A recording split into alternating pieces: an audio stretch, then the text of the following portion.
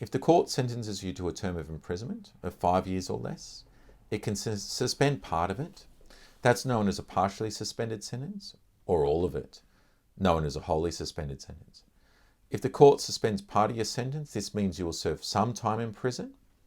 If the court wholly suspends your sentence, meaning all of it, then you will not go to prison. When the court sentences you to a suspended sentence, it must set an operational period. This is the time, it's either expressed as months or years. You must not commit any offence punishable by imprisonment. If you commit any offence where imprisonment is a potential penalty during your suspended sentence, you'll be in breach of the order.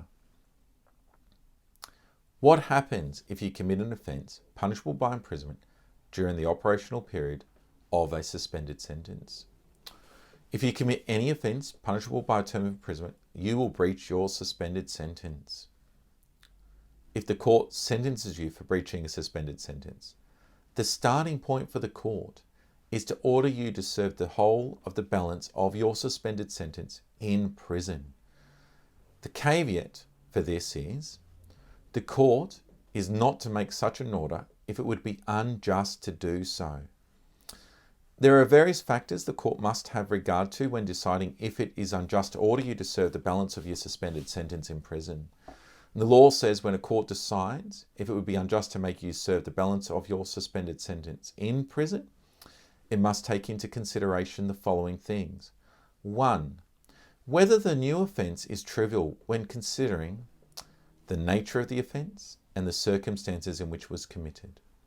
The proportion between your culpability for the subsequent offence and the consequence of activating the whole of the suspended sentence, imprisonment. Your antecedents and your criminal history. The prevalence of the original and breaching offences. Anything showing that you've made a genuine effort at rehabilitation since the court made the suspended sentence. For example, have you been out of trouble for a long time while on the suspended sentence?